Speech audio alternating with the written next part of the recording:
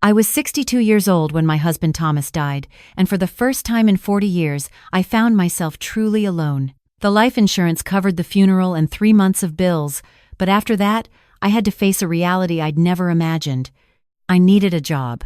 I'd been a librarian at Jefferson County Library for 33 years before they cut funding and offered early retirement packages. I took it, thinking Thomas and I would finally travel, maybe visit our daughter Emily in Boston more often, spend time with our grandson. But 2 months after my retirement party, Thomas had a heart attack while mowing the lawn. Just like that, everything changed. The house felt too big without him. Every room echoed with memories. His reading glasses still sat on the nightstand, his jacket still hung by the door. I couldn't bring myself to move them. Most nights, I barely slept. The silence was deafening. That's when I started going to the Morning Brew Cafe. It was just 3 blocks from my house, a small place tucked between a dry cleaner and a used bookstore. I'd walk there every morning at 7, order a medium coffee, and sit by the window with whatever book I was reading. It gave me a reason to get dressed, to leave the house, to be around people without having to really interact. The barista who worked the morning shift was a quiet man in his late 30s. His name tag said Marcus. He had tired eyes and moved with the kind of careful deliberation that suggested he was carrying weight no one could see. He never made small talk, which I appreciated. He'd just nod, make my coffee exactly how I liked it, and hand it to me with a faint smile that never quite reached his eyes. After a few weeks, I started noticing little things. Marcus always had dark circles under his eyes, like he wasn't sleeping well either. His hands would shake slightly when it got busy. Sometimes he'd stare out the window between customers, his expression distant and haunted. I recognized that look. It was the same one I saw in my own mirror. One morning, I brought an extra muffin from home. I'd started baking again, something to fill the empty hours. I slid it across the counter to him when I paid for my coffee. "I made too many," I lied. "Thought you might like one." He looked surprised, then touched. "Thank you. I usually skip breakfast." "So do I," admitted. "But my husband always said breakfast was important. Old habits, I guess." Something shifted in his expression. Understanding, maybe. He didn't ask about the past tense I'd used, and I was grateful for that. After that, it became our routine. Every morning at 7, I'd show up with something I'd baked the night before. Muffins, scones, cookies, banana bread. Marcus would have my coffee ready by the time I reached the counter. We'd exchange a few words, never anything deep, just small observations about the weather or the book I was carrying. It was comfortable, safe.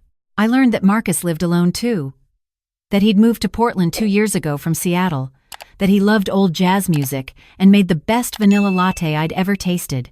He learned that I was a librarian, that I loved mysteries and historical fiction, that I couldn't sleep past 5 in the morning anymore.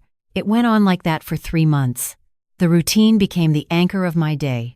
Wake up, bake something, walk to Morning Brew, coffee with Marcus, read for an hour, walk home. The predictability was comforting after so much loss. Then one Tuesday in November, everything changed. I arrived at my usual time, carrying a container of pumpkin chocolate chip cookies. But Marcus looked different that morning. Tense, his eyes kept darting to the window, scanning the street outside. When I approached the counter, he leaned forward slightly.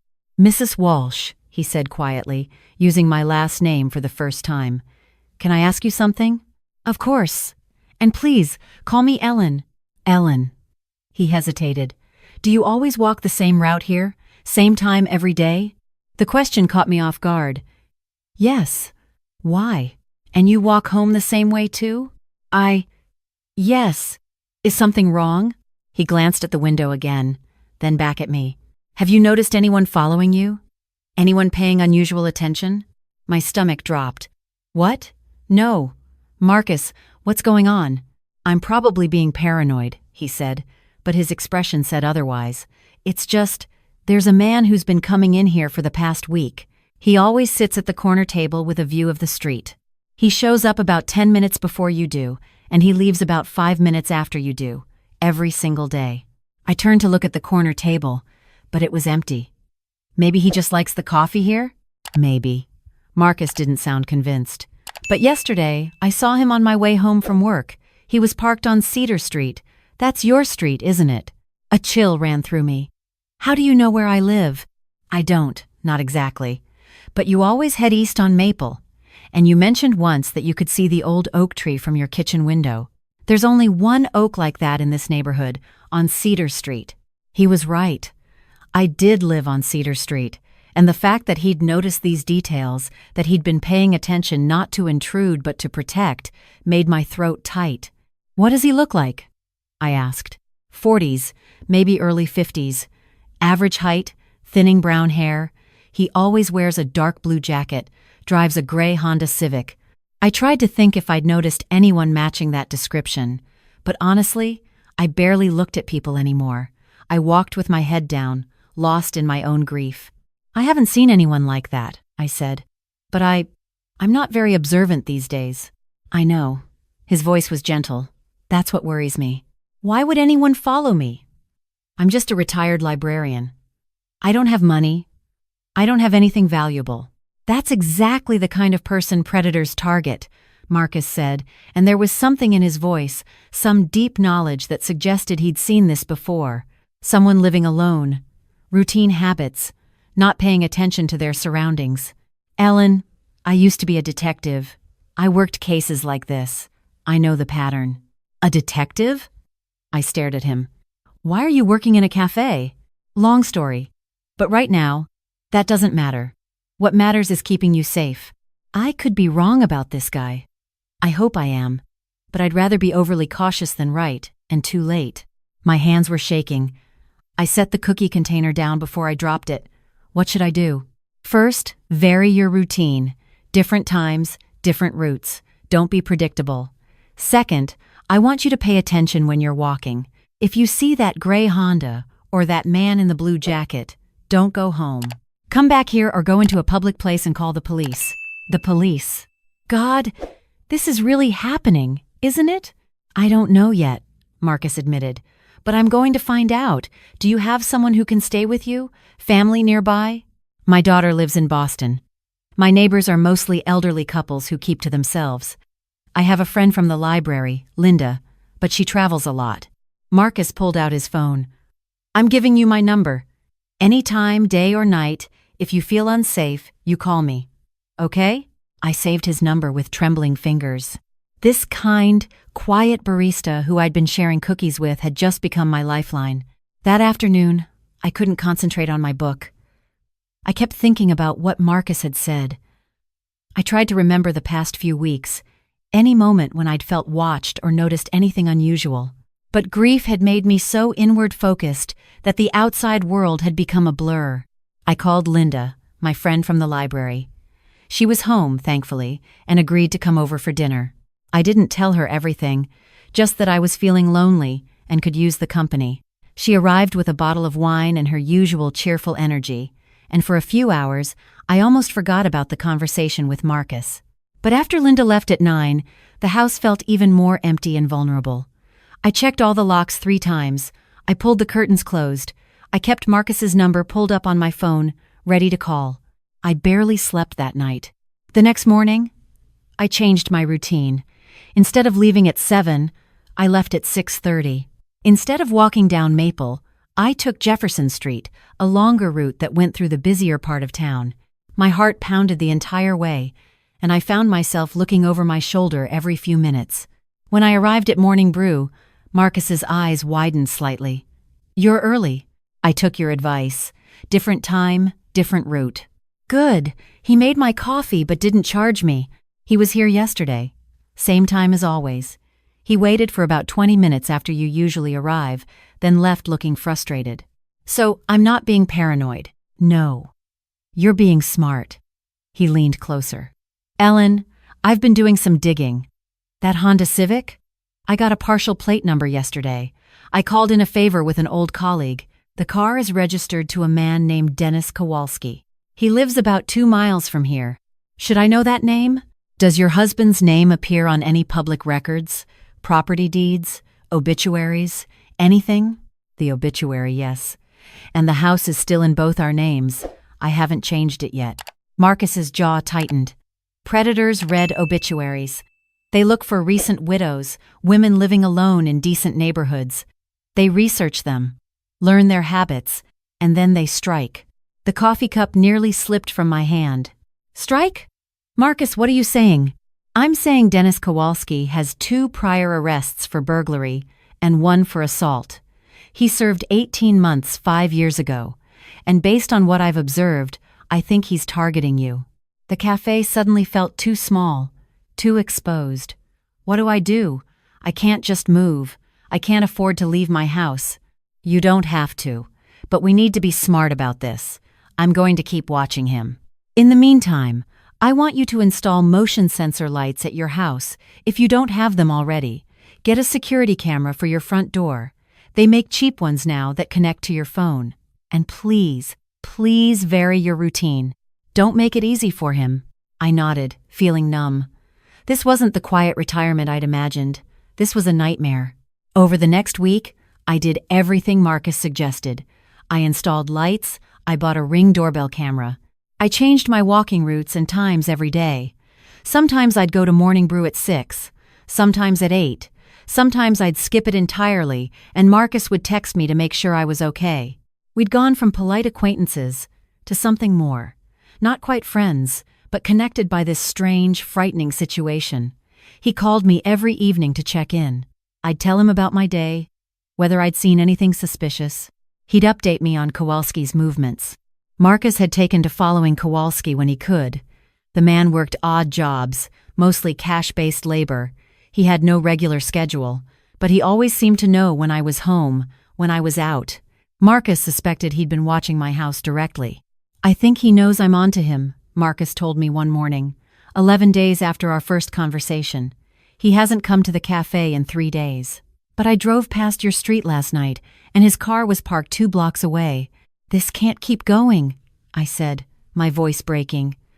I can't live like this, Marcus. I'm afraid in my own home. I barely sleep. I jump at every sound. I know. And I'm going to end this. His voice was firm. Tonight, I'm going to have a conversation with Mr. Kowalski. What? No. Marcus, he's dangerous. You said he's been arrested for assault. I used to be a detective, Ellen. I know how to handle men like him, and I'm not going to let him terrorize you anymore. But why? The question burst out of me. Why are you doing all this? We barely know each other. I'm just some sad widow who brings you baked goods. You don't owe me anything. Marcus was quiet for a moment. When he spoke, his voice was raw. 3 years ago, I was working a case in Seattle. A home invasion. The victim was a 70-year-old woman named Dorothy Chen. She lived alone. Her husband had died the year before. A man had been watching her, learning her routine. He broke in while she was sleeping. His hands gripped the counter edge, knuckles white. I got the call to the scene.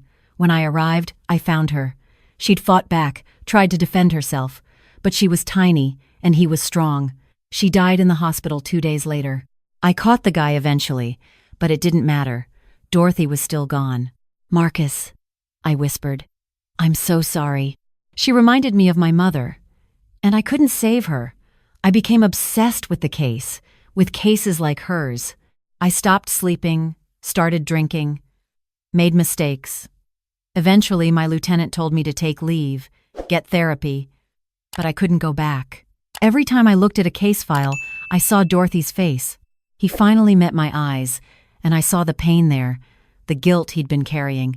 So I left, moved here, got a job where I didn't have to think, didn't have to remember, but then you started coming in. With your kind eyes and your homemade cookies, and I saw it. That same loneliness, that same vulnerability. And when I noticed Kowalski watching you, something in me snapped. I thought, not again. Not this time. Tears streamed down my face. You're trying to save me to save her. Maybe. Or maybe I'm just trying to do what I should have done better before. Either way, I'm not letting this happen to you, Ellen. Not while I can still do something about it. Then let me help. We call the police together.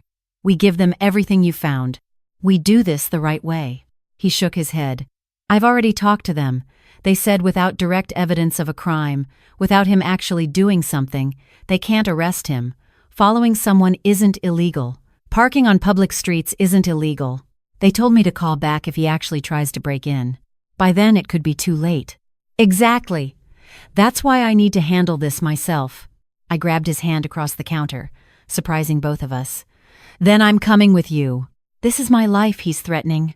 I deserve to face him too. Ellen. No. You've been carrying Dorothy's death alone for 3 years.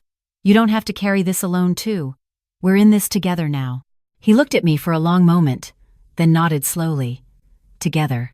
That night, we waited in Marcus's car 2 blocks from my house. He'd seen Kowalski's Honda parked there earlier, confirming the man was still watching. At 8:30, we saw him. He got out of his car and walked slowly down Cedar Street, hands in his pockets, looking casual but alert. Marcus and I got out and followed at a distance. Kowalski walked past my house once, looking at the windows. The new motion lights flicked on, and he stepped back quickly. He circled the block, approaching from the other direction. This time, he walked up my driveway. Now, Marcus said quietly. We approached together. Marcus called out, Dennis Kowalski? The man spun around, eyes wide. Who the hell are you? Someone who knows what you're doing. I know about the obituaries. I know about your record. I know you've been following Mrs. Walsh here for weeks. Kowalski's face hardened. He looked at me, and I saw calculation in his eyes. I don't know what you're talking about. I'm just out for a walk. On private property? Marcus stepped closer. I've documented everything. Every time you've come to the cafe. Every time your car has been on this street. Every time you've driven past her house. I've got photos, dates, times. You want to explain that to the police? You can't prove anything, Kowalski said, but his voice wavered. Maybe not enough for an arrest, Marcus agreed, but enough for a restraining order, enough to make your parole officer very interested. You're not supposed to be anywhere near previous victims' neighborhoods, are you, Dennis? I checked. 3 of your previous targets lived within 5 miles of here. Your P.O. would love to know you're trolling the same area. Kowalski's face went pale. You're bluffing. Try me. Marcus pulled out his phone. I've got Officer Rodriguez on speed dial. Want me to call him right now? Let him decide if this warrants investigation? For a moment, I thought Kowalski might run or fight. But then his shoulders sagged. Fine, I'll leave. But you can't prove I was going to do anything. You're right, I said, speaking for the first time. My voice was steadier than I felt. But you know what? I see you now. I'll always see you. And if you come near me or my house ever again, I won't wait for proof. I'll call the police. I'll call the news. I'll make sure everyone in this neighborhood knows exactly who you are and what you do. Do you understand me? He looked at me with hatred, but also with something else. Fear. He knew he'd lost the advantage of invisibility.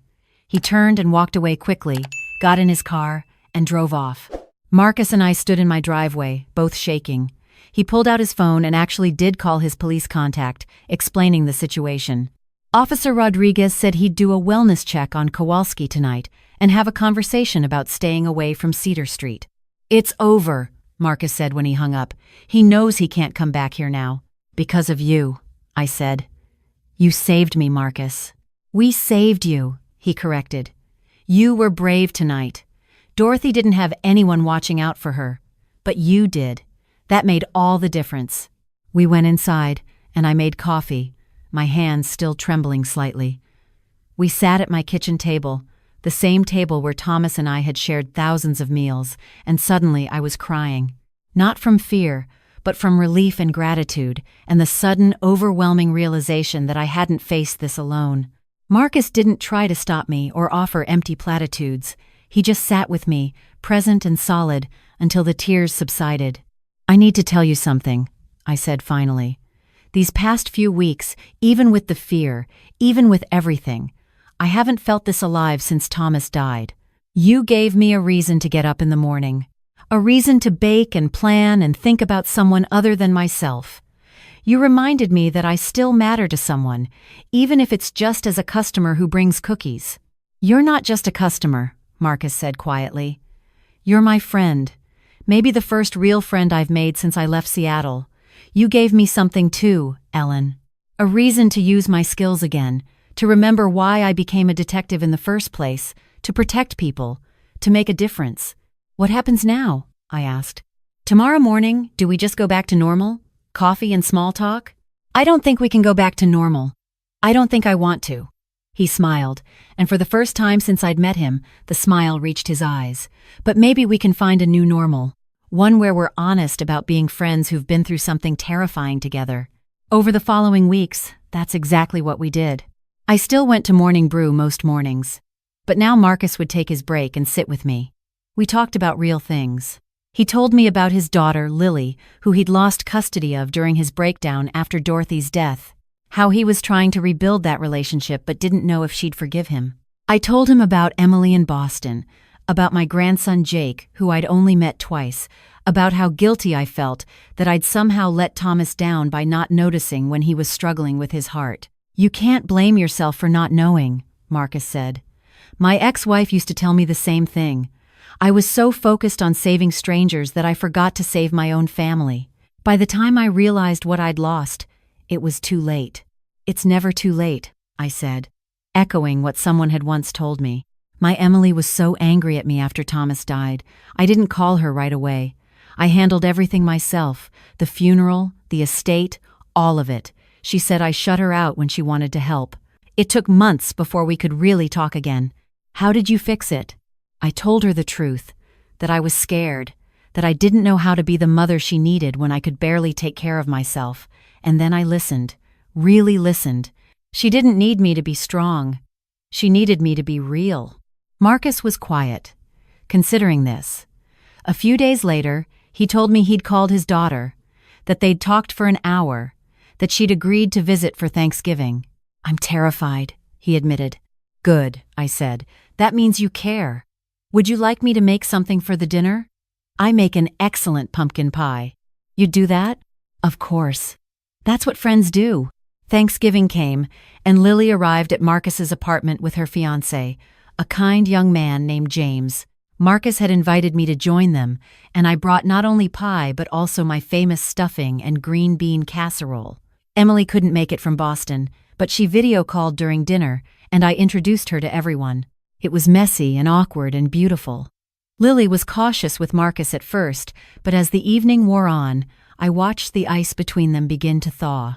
They weren't magically healed, but they were talking. They were trying. After dinner, Lily pulled me aside. Thank you for being here. My dad told me what happened, how you two became friends. I think you saved him as much as he saved you. We saved each other, I corrected, and realized it was true. That winter, Marcus decided to go back to school, to get certified as a private investigator. I miss the work, he explained, but I want to do it differently this time. Work for people, not for a bureaucracy. Help people like you, people the system fails. You'll be amazing at it, I told him. I started volunteering at the library again, not full-time, but a few hours a week. It felt good to be surrounded by books, to help people find the stories they needed. And every morning, I still went to morning brew. Sometimes at 7, sometimes at 6:30, sometimes at 8. But always, Marcus would have my coffee ready, and I'd have something I'd baked. We still talked about the hard things, the losses and regrets. But now we also talked about the future. About Lily's wedding in the spring, which I was invited to. About Emily finally agreeing to visit for Christmas with Jake. About Marcus's first client as a PI, an elderly man whose Social Security checks were being stolen. One morning in early December, almost 2 months after the confrontation with Kowalski, I arrived at the cafe to find Marcus looking nervous. What's wrong? I asked immediately. Nothing's wrong. I wanted to ask you something. He pulled out an envelope. Lily's getting married in May. She asked me to bring a guest. I was wondering if you'd like to come. I know it's a long way off, but I wanted you to know you're invited. You're family now, Ellen. Family. The word wrapped around my heart like a warm blanket. I'd thought I'd lost my family when Thomas died, that I was alone, but life had given me something unexpected. Not a replacement, but an addition. A found family built on coffee and cookies, and crisis and care. I'd be honored, I said, my voice thick with emotion. Marcus smiled, that full smile that I'd learned to treasure. Good, because Lily said if I didn't ask you, she'd be disappointed. Apparently, you make the best stuffing she's ever had. I laughed, and it felt good, natural, like something I'd been missing for so long had finally come back to me. That's the thing about grief and loss. You think it's the end of your story. You think the chapters are all written, and all that's left is the slow fade to black. But sometimes, if you're very lucky, life gives you an unexpected plot twist. A new character enters the scene, and suddenly there are more chapters to write, more moments to live, more people to love. I didn't get to grow old with Thomas the way I'd planned, but I got something I never expected. A second chance at connection, at purpose, at mattering. I got a friend who saw me when I was invisible, who protected me when I was vulnerable, who reminded me that my story wasn't over yet. And that morning, as I sat in morning brew with my coffee and my friend, with the winter sun streaming through the windows and the promise of a wedding in spring, I realized something important. I was going to be okay. We both were. Because sometimes, the smallest acts of kindness, a cup of coffee, a homemade cookie, paying attention when others look away, can save a life, can save two lives, can create family where there was none. And that's a story worth living.